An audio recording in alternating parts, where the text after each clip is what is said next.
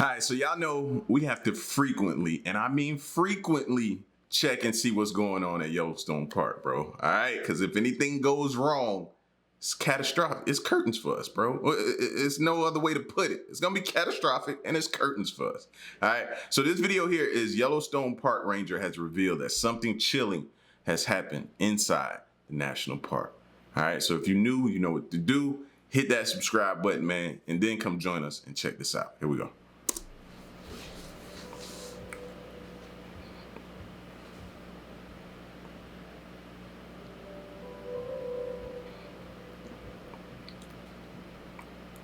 National parks are some of the most beautiful places one can visit, but at the same time they're also full of hidden crevices, loose boulders, harsh weather conditions and predators.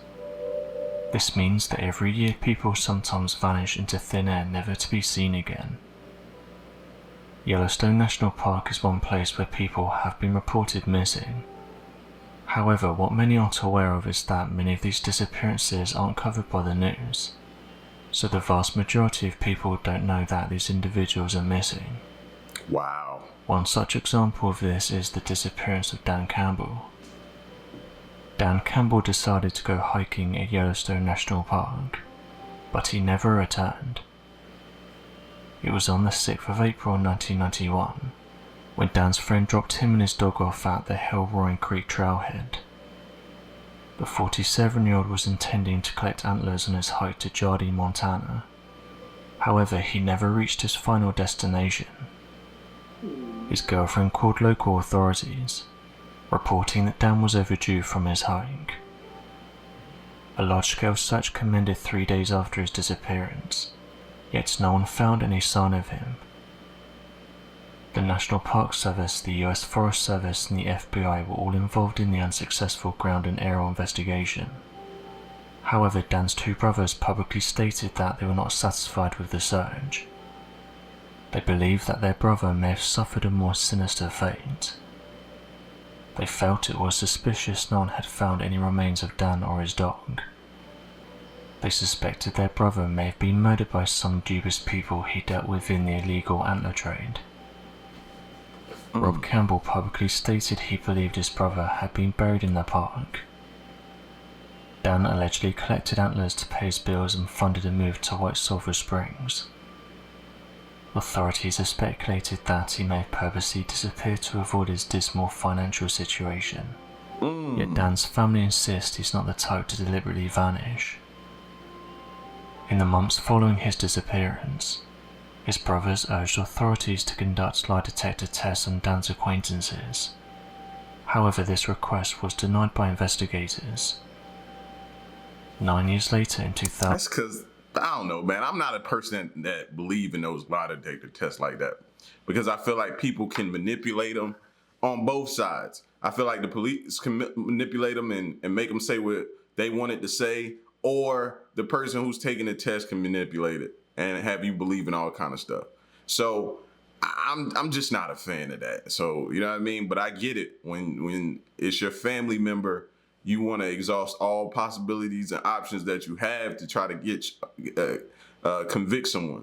You know what I mean? So I get that, man. But in this situation, it doesn't necessarily have to be a person that did something. It could have been this park. This park is dangerous.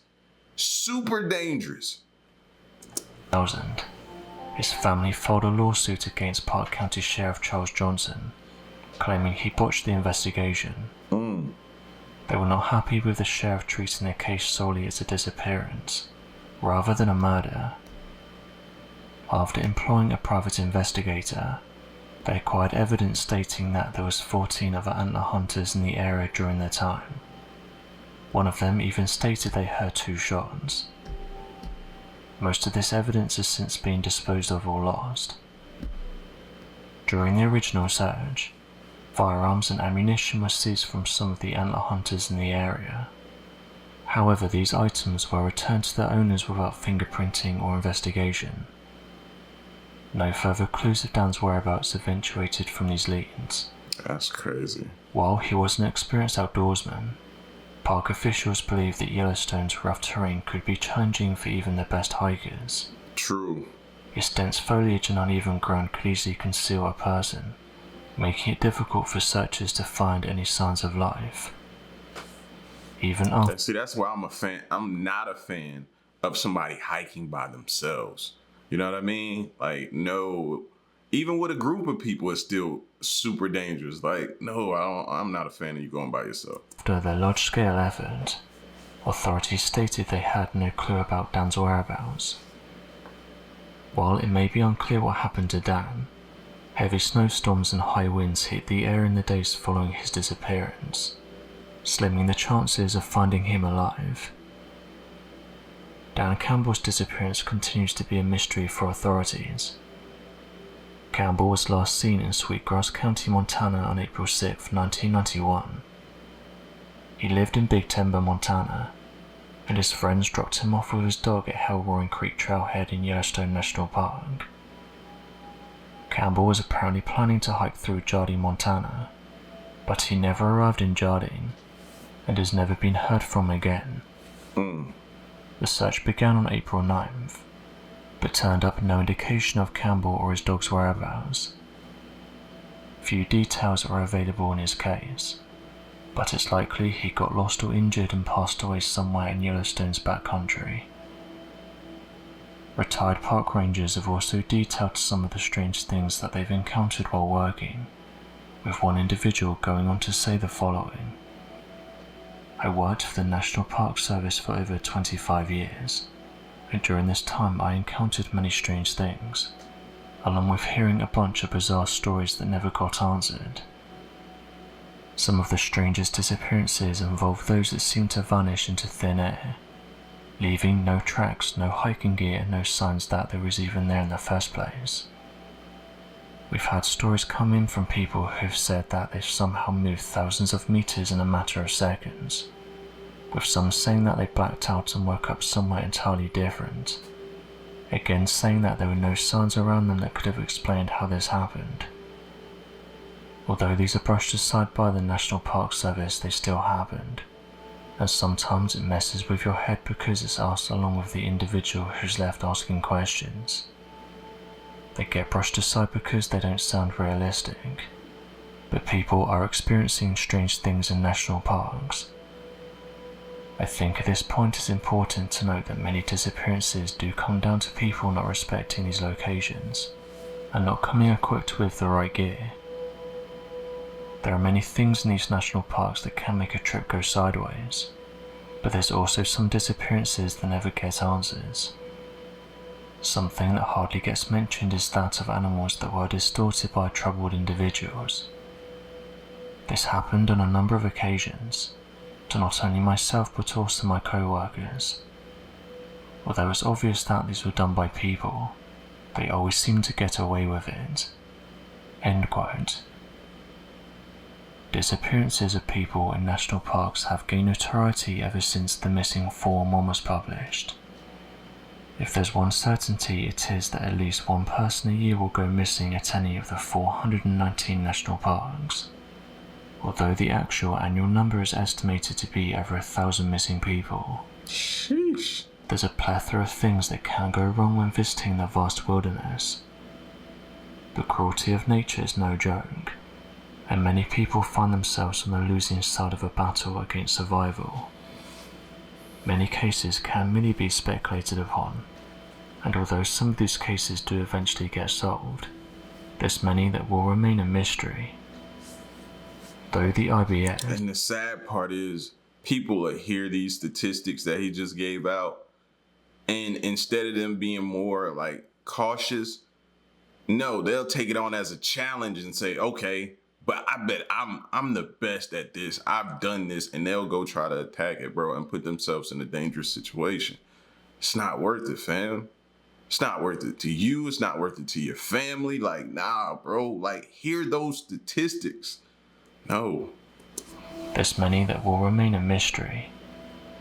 No. Though the IBS, or Investigative Services branch of the law enforcement, generally try to solve cases as efficiently and quickly as possible, sadly it's not always the case, and most often than not cases tend to grow cold for months or years afterwards. Someone was live streaming a video from Singapore when they accidentally captured something strange. The video in question shows what appears to be a large circular opening in the sky, with other users saying that they could see lights flying in and out of the opening. This reminded some of the strange sky cities that have been witnessed all around the world. Some users questioned whether the military was carrying out some experiments in the area, or had something to do with the weather.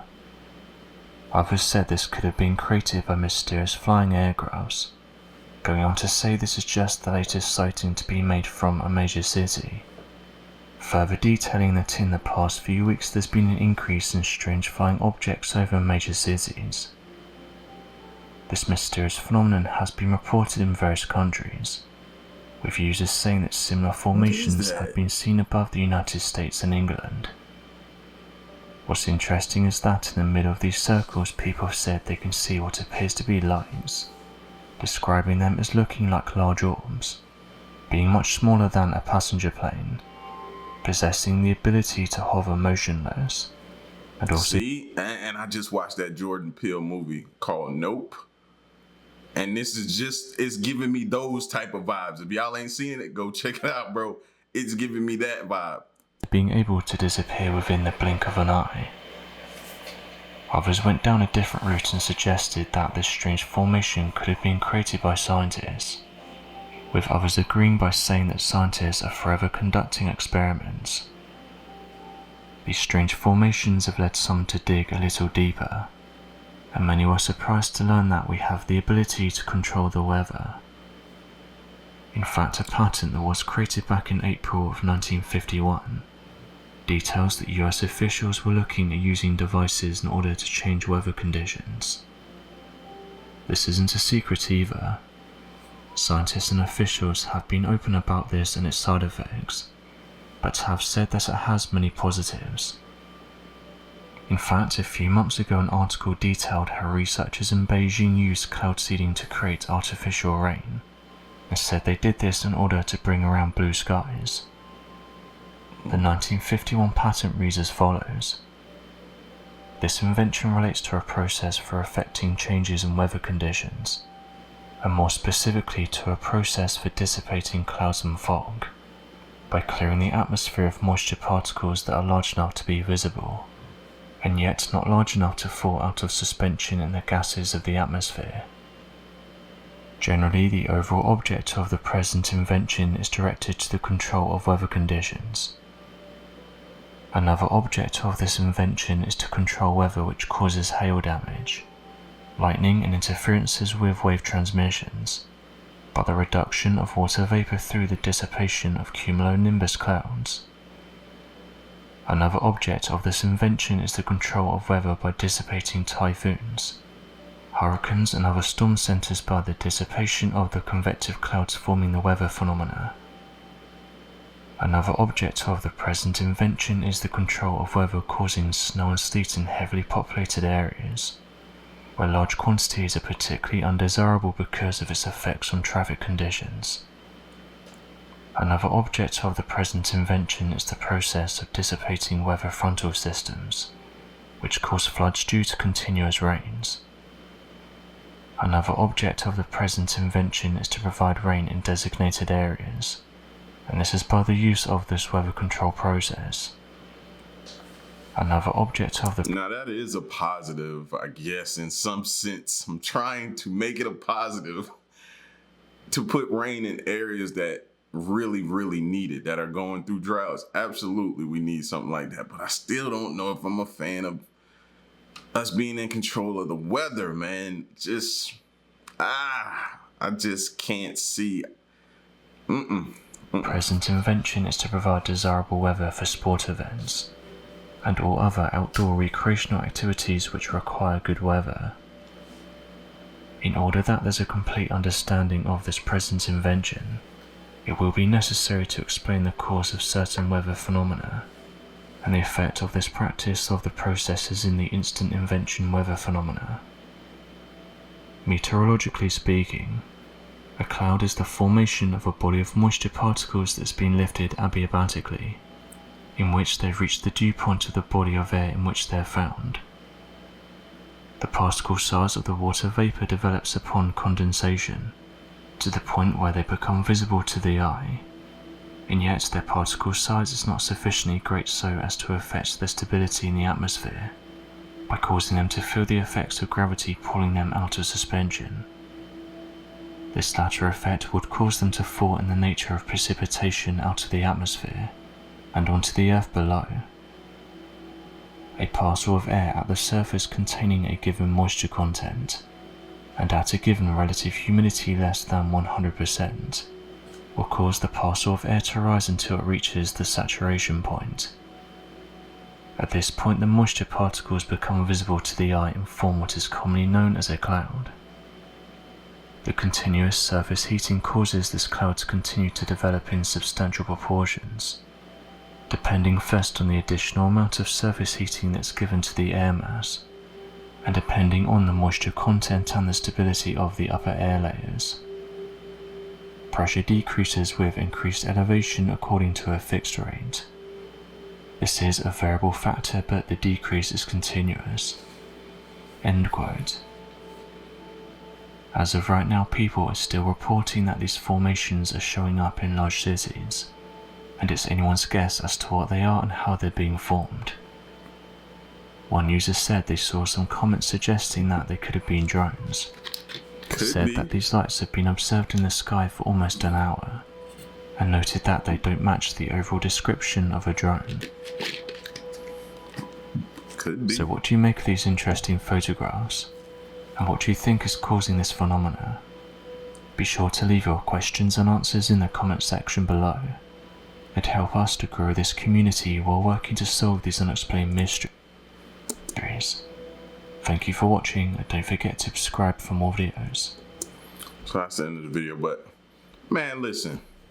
I think we all need to get together and just turn our cameras that we got in the house. If you got cameras in your house, face them, or go get you some and face them to the sky so we can all pay attention to what's going on up there. You know what I mean? Because now at this point in my mind, I don't know whether it's an unidentified object or we got drones up there and they're studying the weather patterns to be able to control the weather one day. Like now is it us? Is it them? And when I say them, it's from another world, planet or something. What is it? One thing's for sure is we keep seeing this stuff. So y'all get at me in the comment section, man, and let me know what you think. And if you go into Yellowstone, bro, be careful. All right? Be safe. Well, till the next one, I'm gone. Peace.